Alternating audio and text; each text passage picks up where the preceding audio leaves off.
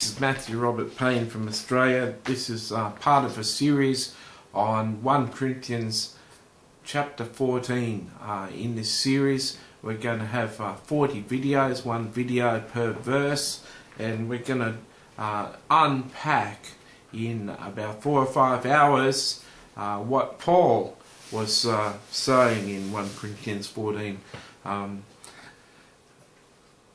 If you stop right now and go down to the description tag, you can press that and you can get the verse that we're going to cover there and read that along with me, although it's not a long verse. So let us start.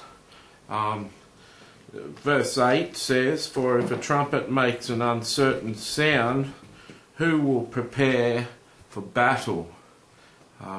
You're very aware, or you may not be aware, but a bugle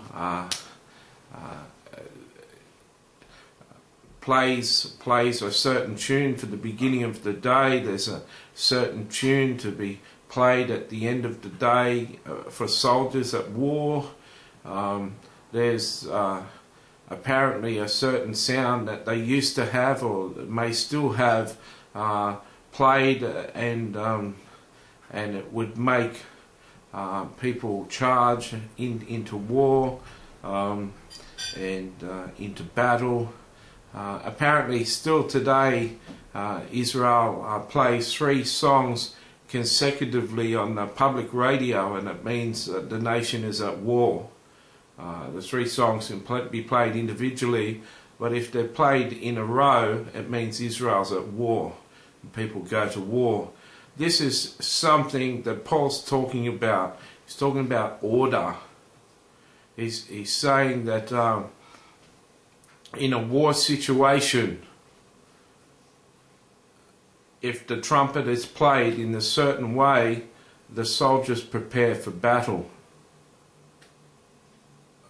He's saying that if tongues are spoken in church and no one can understand them, what's the use of that? That's like a trumpet playing the wrong sound on the battlefield, a sound that doesn't mean anything to the soldiers. The soldiers would be more confused, wondering what's going on, asking questions, and it would cause sort of dissension and funny things in the ranks. They'd be wondering what was going on. So too tongues in a church situation, spoken out loud, do that. Now, I'm not a person who's overly against tongues. It may be coming forth that I'm against tongues. It may sound like that. I have to openly confess I haven't got a wonderful gift of tongues. I haven't got a free-flowing tongues language. Apparently my mother had a book which says that you can take it from one sentence of tongues to for it to be flowing properly. I've never had the book, and I feel a little bit insecure with my gift of tongues. It's only in high pressure situations that I'll burst into tongues, and it sort of gives me real power and faith. But the Holy Spirit in His mercy has taught me to pray in English in the Spirit, and so I can pray Spirit-led prayers where the Holy Spirit gives me each sentence in my mind to pray, and so it's like tongues in English. Please understand, Paul isn't bashing tongues here. If you're following the series, you will have heard me reiterate that. Paul didn't speak in tongues more than every person that he says in 18 because he disrespected tongues. If you went to a recital and the person playing the thing just piano just started hitting random notes and continued to hit random notes without a proper tune, without chords, you'd be wondering, what's this, some sort of new age music? And people after a few minutes would be becoming very unsettled. even if it was a respected, renowned pianist, they'd be having thoughts of what's going on and wondering why isn't he playing the concerto that's on the on the menu, whatever they call those things, on the printed thing saying what's going to be played that night. So too, speaking in tongues in a public meeting only causes trouble, only causes worry and concern, and does God no good.